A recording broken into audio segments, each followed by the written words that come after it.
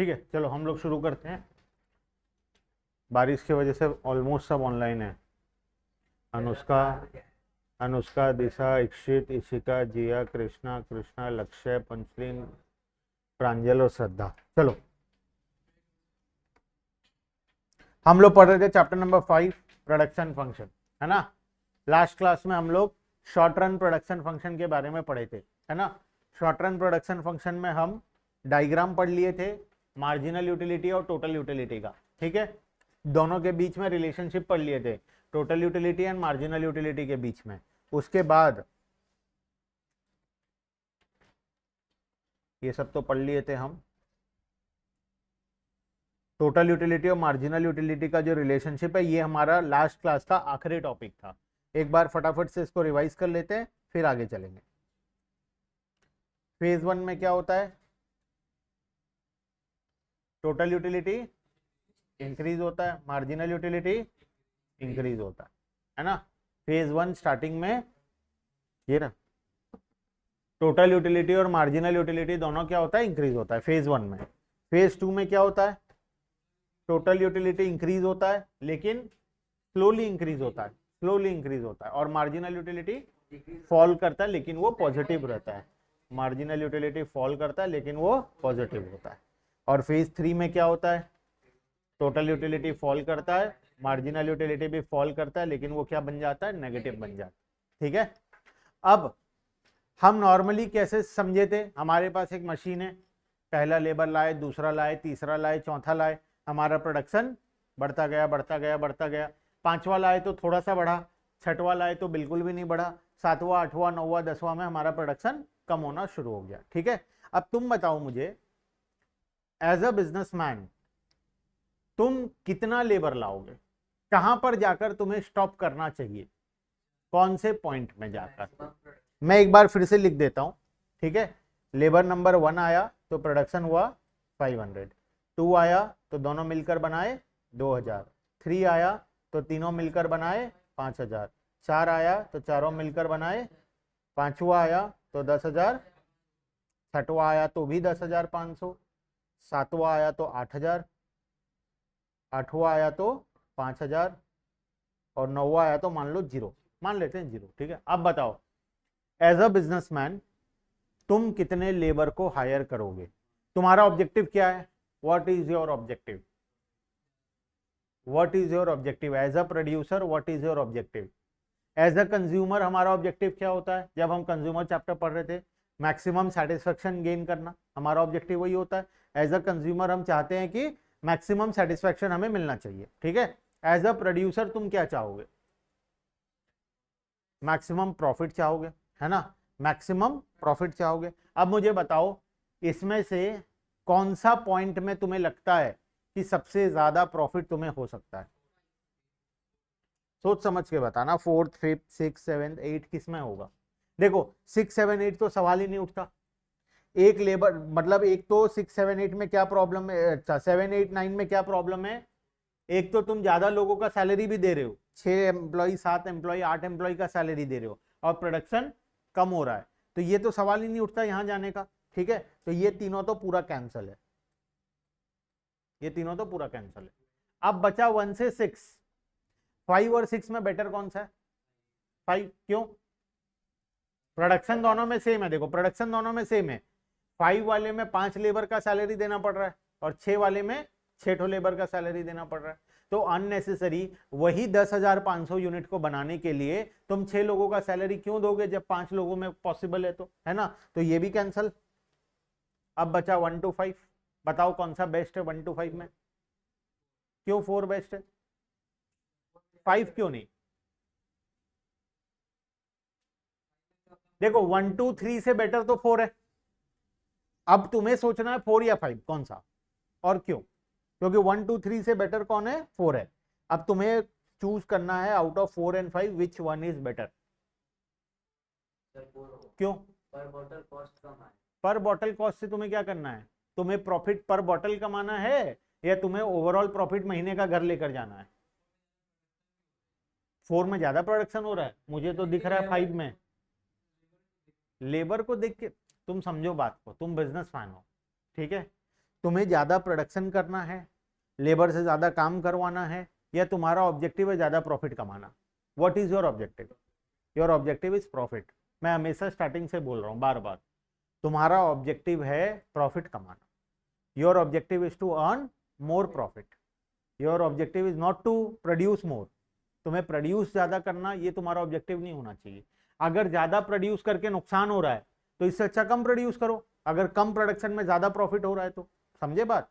तो तुम्हारा as a producer objective हमेशा क्या होगा? ज्यादा प्रॉफिट कमाना। अब मुझे बताओ, यहां पर तुम बोल रहे हो 4 लेबर मिलकर 10,000 बना रहे हैं, 5 लेबर मिलकर 10,500 बना रहे हैं, तो इससे अच्छा तो 4 लेबर से हम 10,000 बनवा लेंगे, पांचवा को क्यों बुलाएंगे? वो तो बहुत कम काम कर रहा है ना।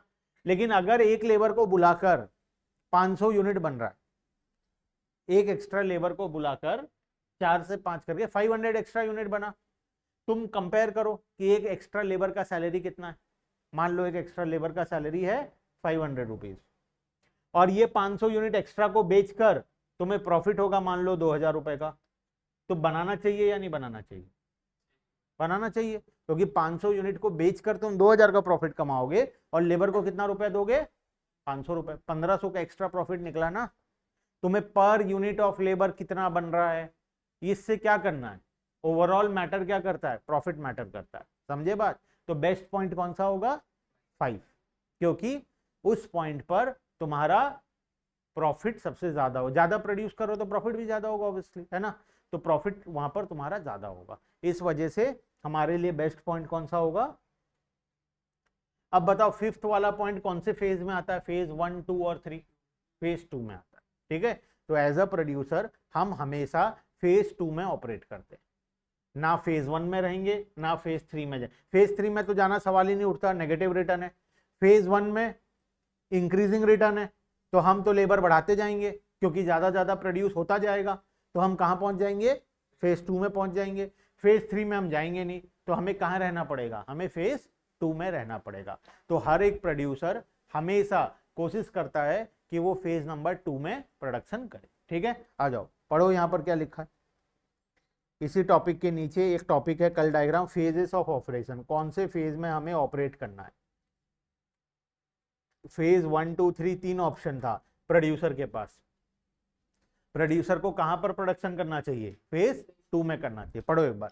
अ rational producer will always seek to operate in phase number 2। वो हमेशा फेज 2 में रहेगा। Of law of variable proportion, in phase 1 employment of every additional unit of variable factor gives more and more output, marginal product increases। ठीक है, phase 1 में क्या हो रहा है? हम जैसे जैसे एक्स्ट्रा लेबर को ला रहे हैं, हमारा आउटपुट तेजी से बढ़ रहा है। जब वो तेजी से बढ़ रहा है तो हम बढ़ाते जाएंगे, बढ़ाते बढ़ाते कहां पहुंच जाएंगे? फेज 2 में पहुंच जाएंगे। It means there is scope of more profit, production is increase with more unit of variable factor. In phase 3 problem क्या है? फेज 3 में negative return, marginal product of each variable factor becomes negative. So this phase is ruled out on the ground that grounds of technical inefficiency, and rational producer will never produce in the third phase। एक rational person जिसका दिमागी हालत ठीक है वो तीसरे stage में तो कभी भी नहीं जाएगा। तुम खुद सोचो, 5 लेबर को लगाकर 10,500 प्रोडक्शन हो रहा है, 6 लेबर को लगाकर 8,000 होगा। क्या करोगे कभी ऐसा काम तुम? अगर ऐसा तुम करते हो इसका मतलब ऑब्वियसली दिमागी हालत ठीक नहीं है, तभी ऐसा करोगे, है ना। तो इसीलिए हमेशा प्रोड्यूसर कहां पर रहना चाहेगा? फेज नंबर 2 में रहना चाहेगा। क्लियर है बात? ठीक है, अब आते हैं reasons for law of variable proportion.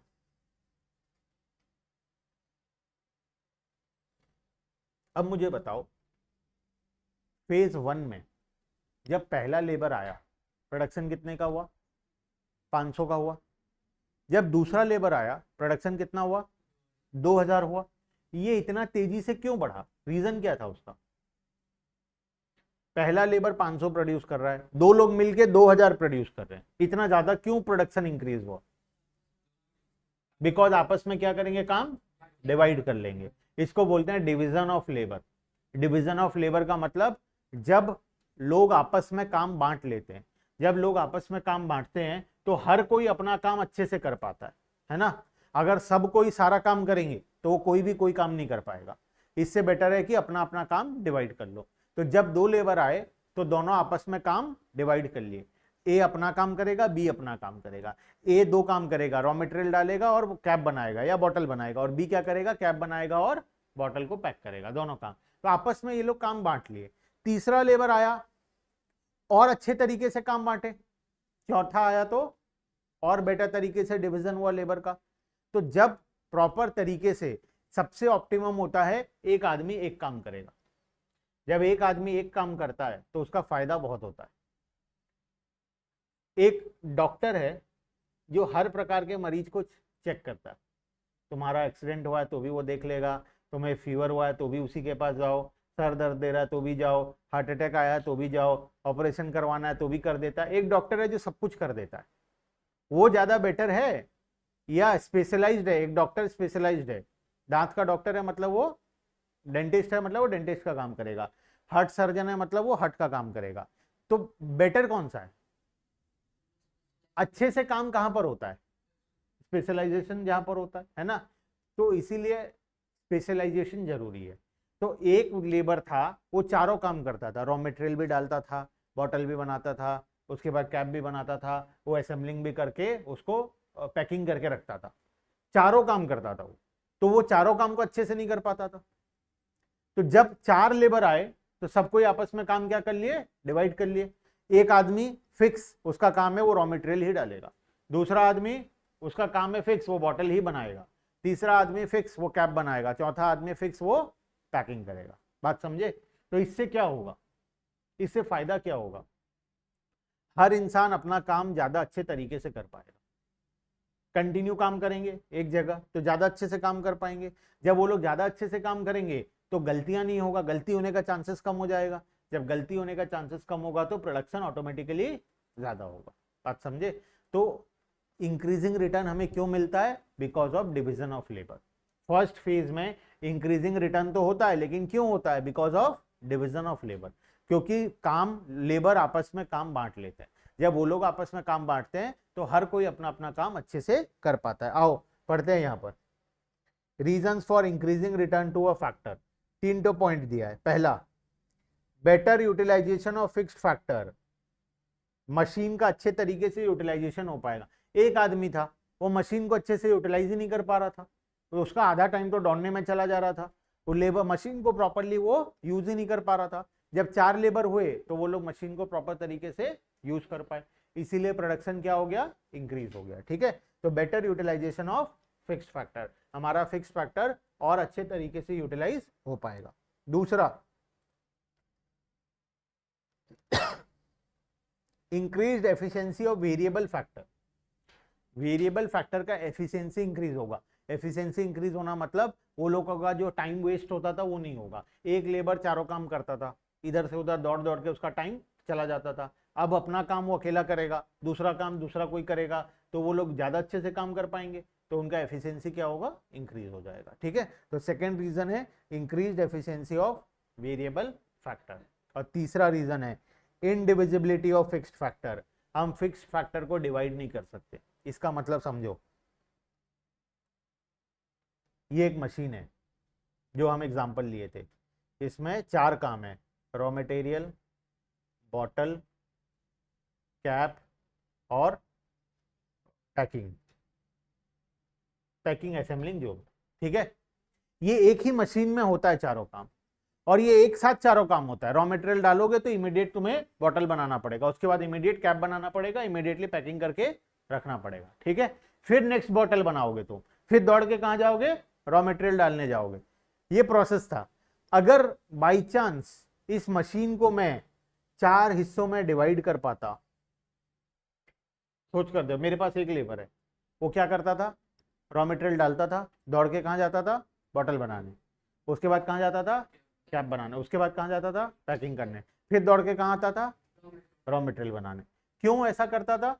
क्योंकि मशीन में चारों काम करना पड़ेगा, है ना, इसीलिए उसको ऐसा करना। सोच कर देखो, मशीन को मैं चार हिस्सों में अगर डिवाइड कर दूं, 1 तारीख को रॉ मटेरियल डालेंगे, 2 तारीख को बॉटल बनाएंगे, 3 तारीख को कैप करेंगे, 4 तारीख को पैकिंग करेंगे एक साथ, तो क्या प्रोडक्शन कम होता? क्या उसको दौड़ना पड़ता? 1 तारीख को आता, दिन भर खाली रॉ मटेरियल डालता, 2 तारीख को आता, दिन भर क्या करता, बॉटल बनाता, 3 तारीख को आता, दिन भर क्या करता, कैप बनाता, और 4 तारीख को आता, दिन भर क्या करता, पैकिंग करता। तो वो तो बहुत ज्यादा प्रोडक्शन कर लेता है ना, बिकॉज उसका टाइम वेस्ट नहीं होता। 4 दिन में एक साथ 40,000 प्रोडक्शन हो जाता। एक बार में एक काम कर रहा है, अच्छे तरीके से कर पाएगा, उसको दौड़ना नहीं पड़ रहा है। तो प्रॉब्लम है, हम मशीन को डिवाइड नहीं कर सकते। हम इस तरीके से एक मशीन को 4 हिस्सों में डिवाइड नहीं कर सकते। अगर हम ये कर पाते तो फिर हमें कांस्टेंट रिटर्न मिलता, मतलब एक लेबर भी पूरा प्रोडक्शन कर पाता, 2 लेबर भी मिलकर पूरा करते, 3 भी उतना ही करते, 4 भी उतना ही करते। समझे बात? तो हम फिक्स्ड फैक्टर को डिवाइड नहीं कर सकते। हम एक मशीन को 4 हिस्सों में डिवाइड नहीं कर सकते। अगर हम एक मशीन को 4 हिस्सों में डिवाइड नहीं कर सकते तो चारों काम हमें आज ही करना पड़ेगा। जब चारों काम आज ही करना पड़ेगा तो लेबर को दौड़ दौड़ के सारा काम करना पड़ेगा। बात समझ में आया? ठीक है, लॉजिक समझ में आ रहा है? ठीक। उसके बाद ये तो हो गया 3 रीजन तुम्हारा इंक्रीजिंग रिटर्न का। फिर आता है डिमिनिशिंग रिटर्न। अच्छा, 5वां लेबर आया तो प्रोडक्शन कम क्यों हुआ? कम तो नहीं हुआ, इनफैक्ट मतलब इंक्रीज हुआ, लेकिन थोड़ा सा इंक्रीज हुआ ना, 10,000 से 10,500 हुआ था। क्यों ऐसा हुआ था? सफिशिएंट लेबर ऑलरेडी है, मशीन के लिए जितना चाहिए था ऑलरेडी हो चुका है, हर कोई अपना अपना काम कर रहा है। 5वां आएगा तो वो क्या करेगा, थोड़ा थोड़ा हेल्प करेगा, बस वो ज्यादा कुछ कर नहीं पाएगा, है ना। तो ऑलरेडी हम कहां पर है, ऑप्टिमम कॉम्बिनेशन ऑफ फैक्टर। एक मशीन 1:4 का रेशियो चाहिए, एक मशीन में 4 लेबर, वो हम ऑलरेडी अचीव कर चुके हैं। ऑप्टिमम कॉम्बिनेशन ऑलरेडी हो चुका है। अब तुम एक्स्ट्रा लेबर ला रहे हो। जब तुम 5वां लेबर को ला रहे हो तो उसके लिए मशीन नहीं है काम करने के लिए, वो क्या कर रहा है, उन्हीं लोगों को थोड़ा थोड़ा हेल्प कर रहा है।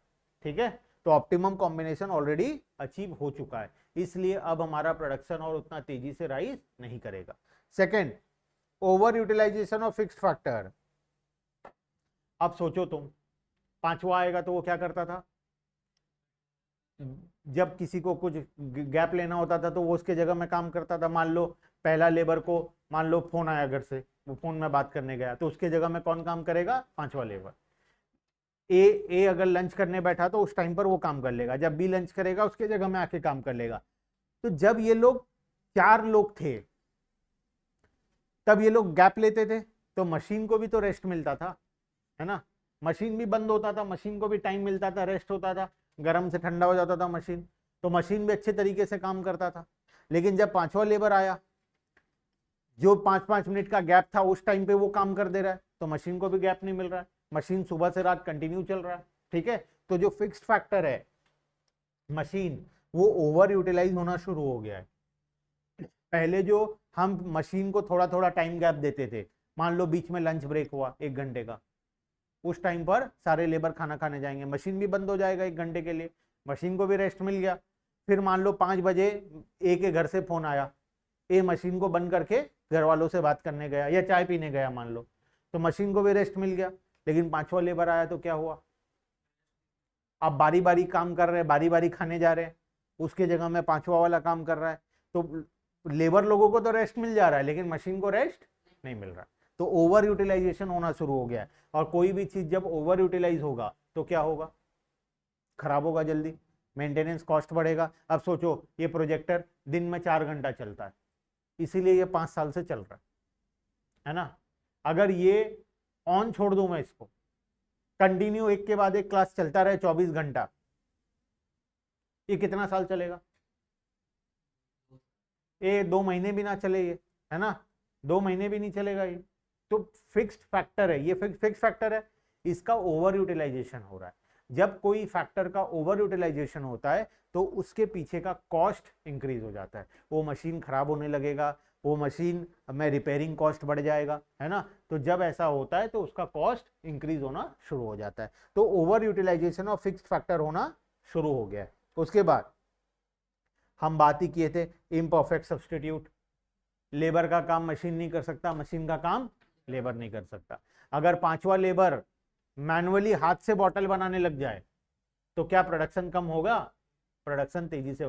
6वां लेबर आया, 6वां लेबर पहले खाली बैठा था, क्यों खाली बैठा था, क्योंकि मशीन नहीं था उसके पास। लेकिन अगर वो मशीन का काम मैनुअली करने लग जाए हाथ से, तो प्रोडक्शन क्या 10,500 में रहेगा या बढ़ेगा, बढ़ेगा। 10 बॉटल तो बनाएगा दिन भर में, हाथ से भी बनाए तो 10,500 की जगह 10,510 तो होगा कम से कम, है ना। तो मैनुअल, तो इसीलिए हम अज्यूम करके चलते हैं कि लेबर का काम मशीन नहीं करेगा, मशीन का काम लेबर नहीं करेगा, ठीक है। और उसके बाद नेगेटिव रिटर्न क्यों आता है, मुझे बताओ। छठवां लेबर, सातवां लेबर, आठवां लेबर आया तो प्रोडक्शन कम क्यों हुआ था? एक तो प्रॉब्लम है कि मशीन लिमिटेड है हमारे पास, ठीक है।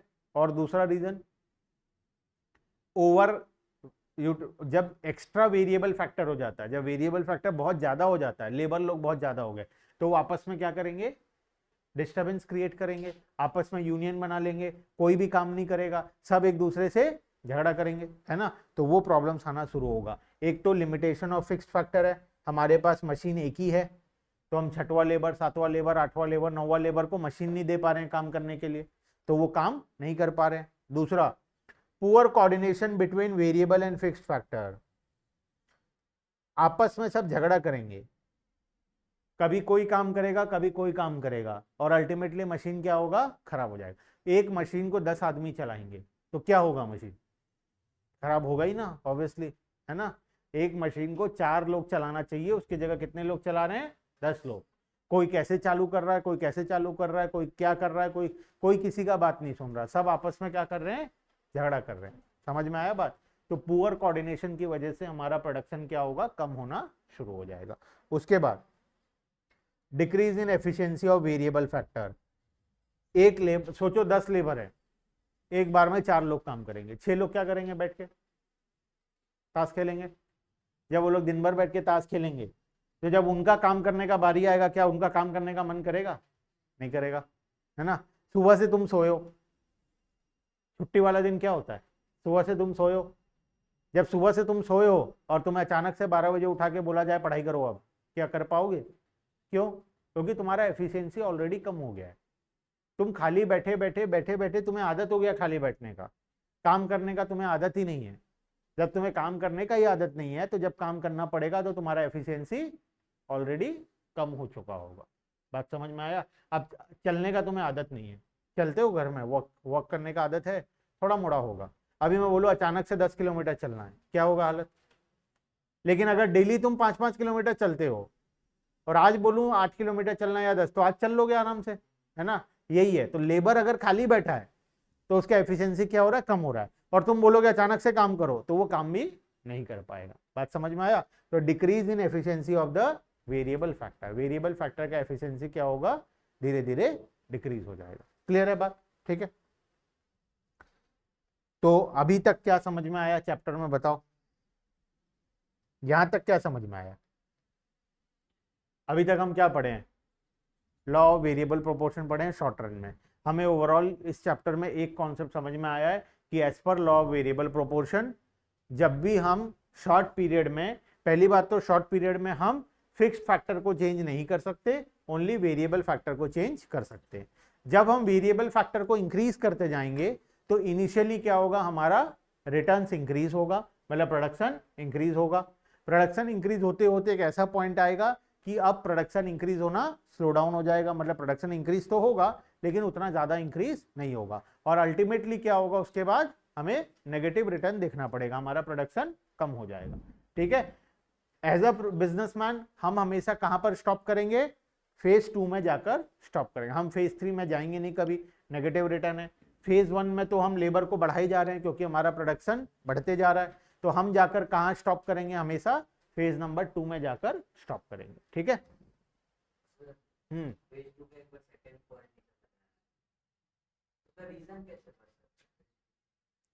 जब ओवर यूटिलाइजेशन होगा, जब फिक्स्ड फैक्टर का ओवर यूटिलाइजेशन होगा, तुम सोचो प्रोडक्शन कम क्यों हो रहा है, मतलब पहले के मुकाबले इंक्रीज क्यों नहीं हो रहा है। जब तुम फिक्स्ड फैक्टर को ओवर यूटिलाइज करोगे तो फिक्स्ड फैक्टर क्या होगा, खराब होगा। वही तो बता रहा हूँ, एक महीने में मान लो तुम ये एक महीने में हम हर रोज क्लास करते हैं, ये 2-2 घंटा क्लास करते हैं, तो ये 5 साल से चल रहा है। ठीक है। अगर इसको मैं 24 घंटा ऑन रखूँ, डेली 24 घंटा पढ़ाऊँ मैं इसको लेकर, कितना दिन पढ़ा लूंगा, 5 दिन 10 दिन, फिर अचानक से ये क्या होगा, खराब हो जाएगा। फिर फिर ये ठीक जब तक नहीं होगा तब तक बंद रहेगा, फिर जब ठीक होगा तब चालू होगा, तो ओवरऑल प्रोडक्शन क्या होगा? वही बात है, जब भी तुम किसी फैक्टर को ओवर यूटिलाइज करोगे तो अल्टीमेटली तुम्हें उसके पीछे मेंटेनेंस कॉस्ट लगेगा। जब मेंटेनेंस होगा तो मेंटेनेंस का दो प्रॉब्लम है, एक तो खर्चा भी लगेगा ठीक कराने में, और दूसरा उतना दिन का प्रोडक्शन भी खराब हो जाएगा। डबल लॉस होता है ना फैक्ट्री में, मशीन खराब होने से डबल लॉस होता है। एक लॉस तो तुम्हारा प्रोडक्शन नहीं होने की वजह से जो लॉस हुआ, और दूसरा लॉस जो मशीन को ठीक कराओगे जो मैकेनिक का खर्चा लगेगा वो, तो डबल लॉस होता है। ठीक है, इसी वजह से हमारा रिटर्न्स क्या होता है? डिक्रीजिंग आ जाता है। क्लियर है बात?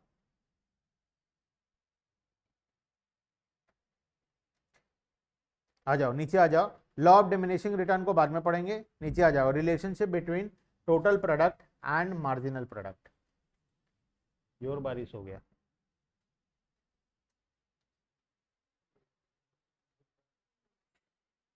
तीन तो फेजेस पढ़े थे हम लोग, फेज 1 2 3। बताओ क्या क्या था? फेज 1 क्या था? फेज 1 क्या था?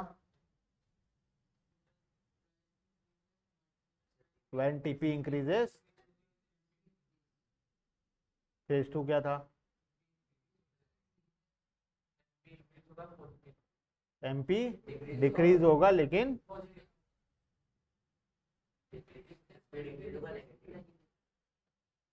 क्या यही तीन रिलेशनशिप यहां लिखा हुआ है? पढ़ो तो एक बार फटाफट से। अच्छा, इसमें दो चीज और था, पॉइंट ऑफ इन्फ्लेक्शन और ये वाला पॉइंट। ये पॉइंट में क्या होता था? जब टीपी मैक्सिमम होगा मार्जिनल प्रोडक्ट जीरो होगा। ठीक है, क्या यही रिलेशनशिप लिखा गया? पढ़ो साइड में, टीपी और एमपी के बीच का रिलेशनशिप वही लिखा है क्या? As long as TP is increasing, TP increases at increasing rate, marginal product also increases. पहला पॉइंट। दूसरा पॉइंट क्या लिखा है? When total product increases at diminishing rate, marginal product decreases. तीसरा पॉइंट क्या लिखा है? When total product reaches its maximum point, marginal product becomes zero. और चौथा पॉइंट क्या लिखा हुआ है? When TP start decreasing, MP becomes negative. Clear है बात? ठीक है, चारों रिलेशनशिप क्लियर है। ये 4 मार्क का क्वेश्चन में आता है एग्जाम में। ठीक है, बहुत बार।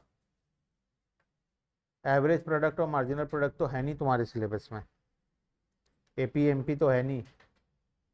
एपी एमपी पढ़ाए हैं स्कूल में? अभी तक कुछ चालू नहीं, एपी नहीं पढ़ाए होंगे, एपी सिलेबस में नहीं है। यहाँ लिख लो, नॉट इन सिलेबस। ये एक छोटा सा टॉपिक है, एपी और एमपी का रिलेशन, ये सिलेबस में नहीं है। ठीक है, एवरेज से रिलेटेड कोई भी चैप्टर का कुछ भी सिलेबस में नहीं है। एवरेज से, मार्जिनल है, टोटल है। ठीक है, एवरेज वाला कोई भी टॉपिक नहीं है।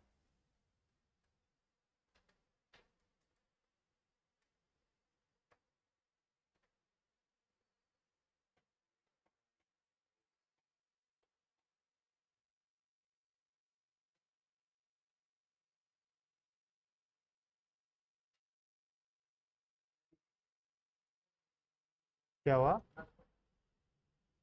नहीं, लाइन का प्रॉब्लम है, लाइन नहीं आया तो दिक्कत हो जाएगा।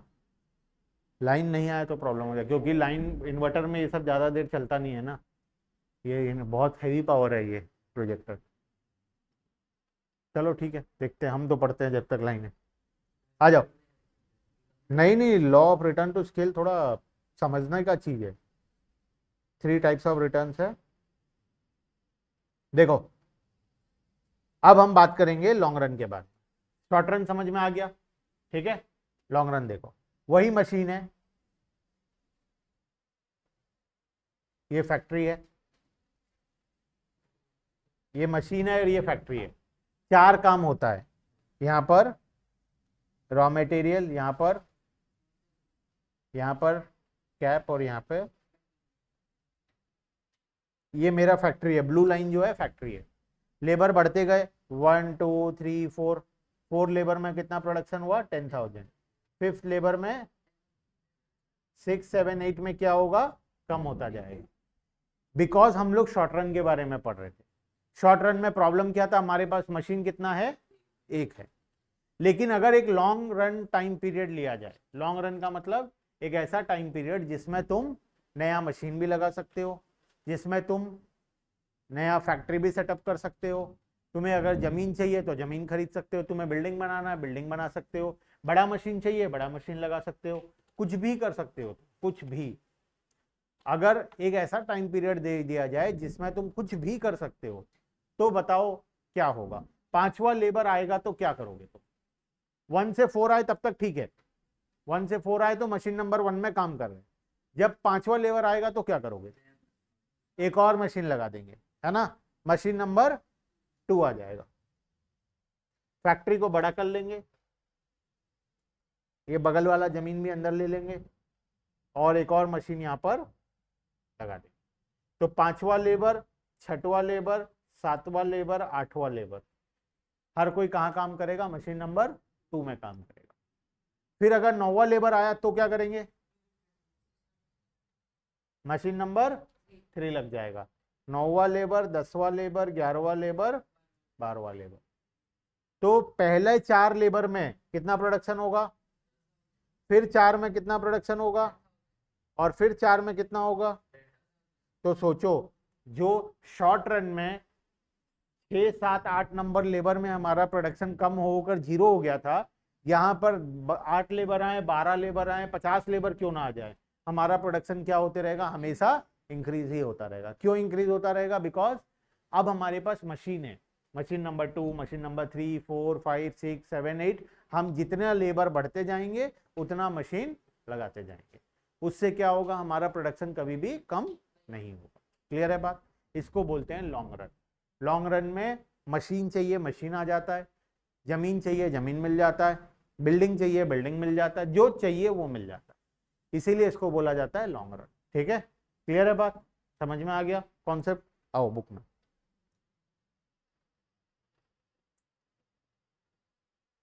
Law of return to scale, ये कब होता है? लॉन्ग रन में होता है।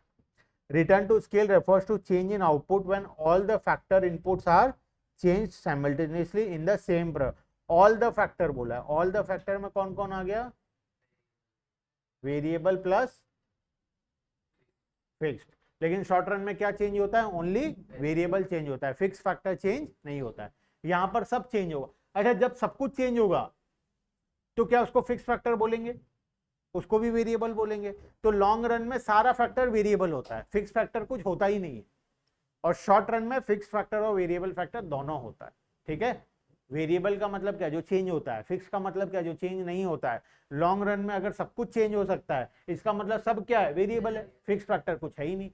वहीं पर शॉर्ट रन में फिक्स फैक्टर भी होता है, वेरिएबल भी होता है। ठीक है, when a firm changes the quantity of all input in the long run, it changes its scale of production. अब 3 स्टेजेस होता है इसमें। पहला, increasing return to scale, constant return to scale, diminishing return to scale. 3 प्रकार का situation आ सकता है, increasing return, constant return and diminishing return. अब क्या होता है समझना है, increasing return, constant return and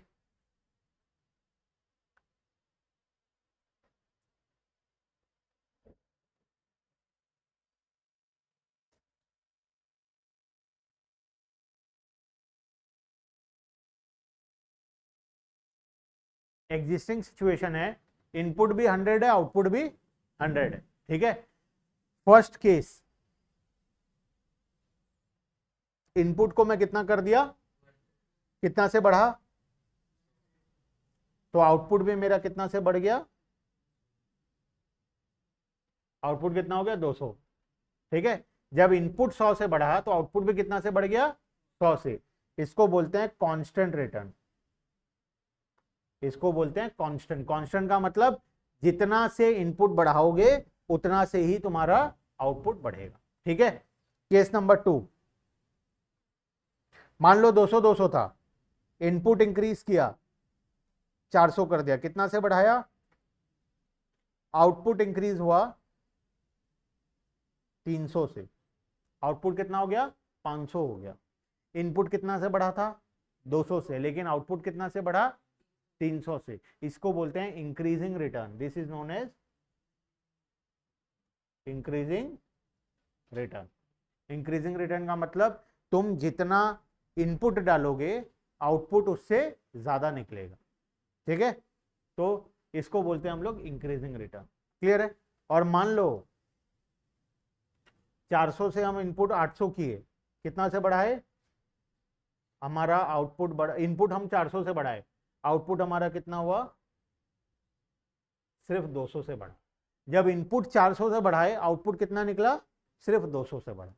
इसको बोलते हैं हम लोग decreasing return. This is known as, बात समझ में आया। कांस्टेंट रिटर्न क्या होता है, जितना इनपुट डालोगे उतना आउटपुट निकलेगा। इंक्रीजिंग रिटर्न क्या होता है, जितना इनपुट डालोगे उससे ज्यादा आउटपुट निकलेगा। और डिक्रीजिंग रिटर्न क्या होता है, जितना इनपुट डालोगे उससे कम आउटपुट निकलेगा। क्लियर है बात। तो इनपुट आउटपुट में हम लोग देखते हैं, चेक करते हैं इनपुट कितना से बढ़ा और आउटपुट कितना से बढ़ा। अगर सेम रेशियो से बढ़ा है तो कांस्टेंट रिटर्न, आउटपुट ज्यादा से बढ़ा है तो इंक्रीजिंग रिटर्न, और आउटपुट कम से इंक्रीज हुआ है तो उसको बोलते हैं हम लोग डिक्रीजिंग रिटर्न। क्लियर है बात, ठीक है। आ जाओ पढ़ो यहाँ पर, तीनों सिचुएशन को पढ़ो। 3 type of stages of return to scale. पहला scale, increasing return to scale, when proportionate increase in total output is more than proportionate increase in input. When delta output is more than delta input, change in output is more than change in input, इसको क्या बोलते हैं हम लोग, increasing return. ठीक है। Second वाला case constant return, when delta output is equal to delta change in output is equal to change in input. और आखिरी डिमिनिशिंग रिटर्न कब होता है, when delta output is less than delta. बात समझ में आया, ठीक है। कोई डाउट अभी तक, यहां तक बोलो, यहां तक कोई डाउट तो।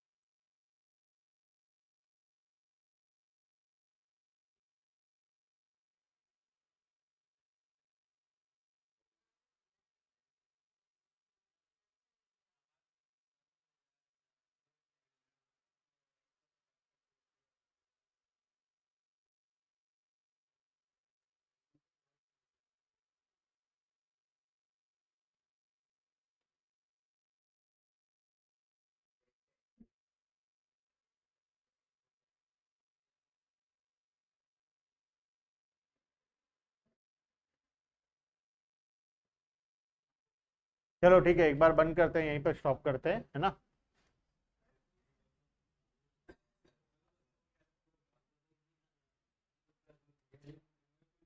बैठे रहो, बहुत तेज बारिश हो रहा है, कहीं जाना नहीं है, बारिश रुकने